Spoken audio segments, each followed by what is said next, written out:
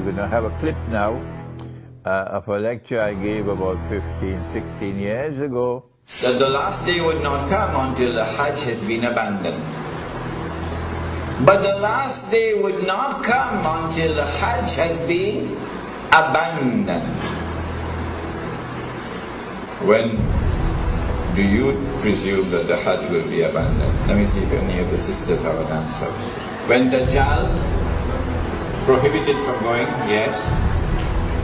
What event is likely to take place which will cause the abandonment of the Hajj? The big war, correct. And so they might use some cock and bull story about some virus which is a great danger to health, and get World Health Organization to issue an advisory, and then they suspend the Hajj. Attack on the US dollar, and it collapses, and all the paper money in the world collapse, and the US economy collapses, and then Israel replaces the United States as the ruling state in the world. لَتُحَجَّنَّ الْبَيْتِ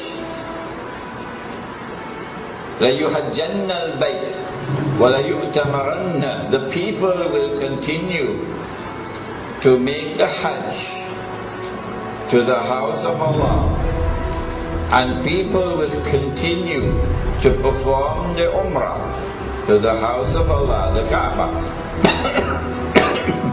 بَعْدَ خُرُوجِ يَأْجُوجَ وَمَأْجُوجَ. Even after Gog and Magog have been released. And then the hadith goes on to say, لَا تَقُومُ السَّاعَةُ حَتَّى لَا يُحَجَّ. That the last day would not come until the Hajj has been abandoned. This hadith is in Sahih Bukhari. Let me repeat it. People will continue to perform the Hajj and the Umrah even after the release of Gog and Magog. But the last day would not come until the Hajj has been abandoned. And so when that day comes that the Hajj is abandoned, it will confirm that Gog and Magog were released long ago. Are you following me? Well, I am anticipating that the abandonment of the Hajj will take place. Alright, let me ask you, when? When do you presume that the Hajj will be abandoned? Let me see if any of the sisters have an answer. Good to hear you now.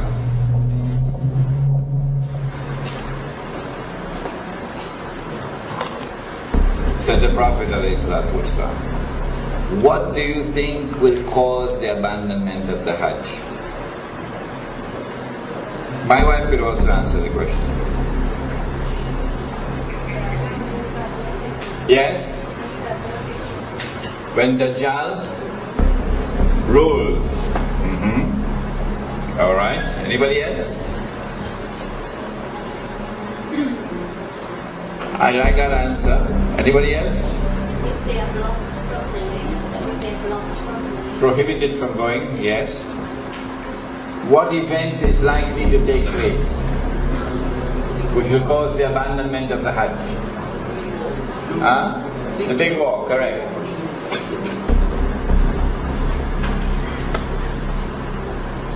When Israel wages a big war,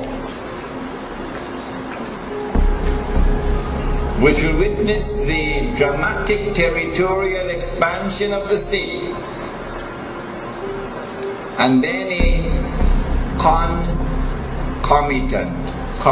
concomitant means taking place at the same time, a concomitant attack on the US dollar, and it collapses, and all the paper money in the world collapse, and the US economy collapses, and then Israel replaces the United States as the ruling state in the world.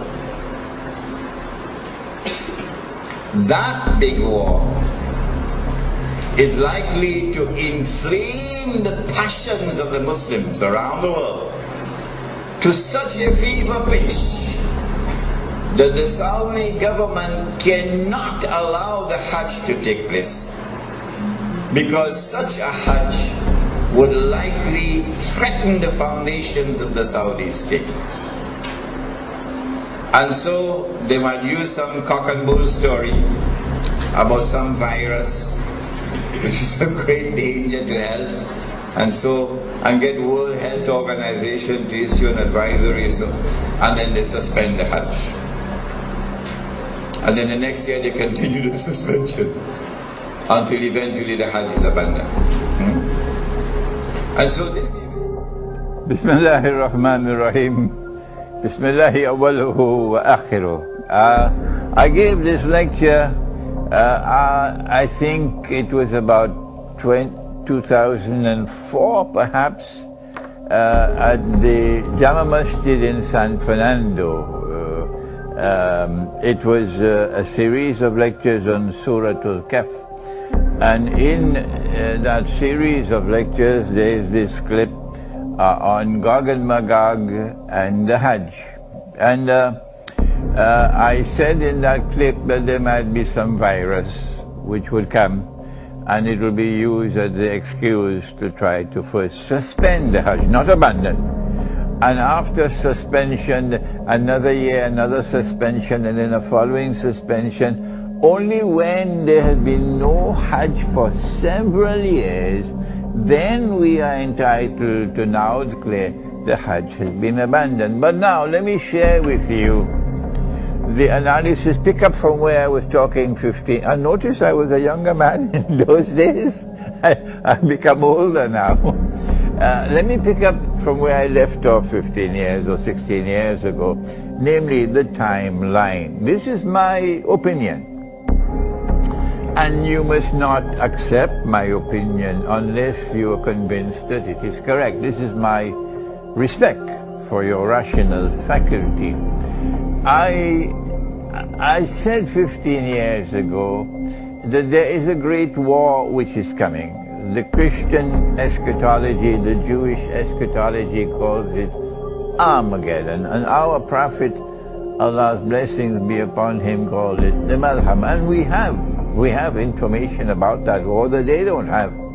We know, for example, that 99% of those who fight in that war would be killed, and therefore this cannot be conventional warfare.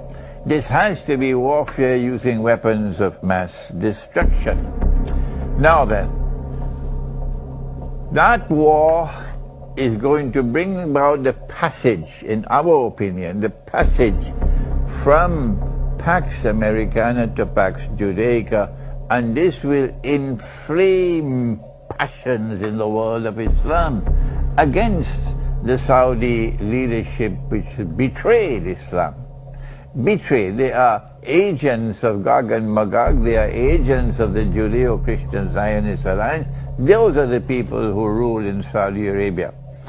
And so the Saudi regime is going to be placed in a very dangerous situation after the Great War. Any Hajj which takes place after that could bring about the collapse of the Saudi regime. And so this is my analysis. That is, that they will have to take steps to suspend the Hajj and eventually get it abandoned before that Great War. The Great War has not as yet taken place.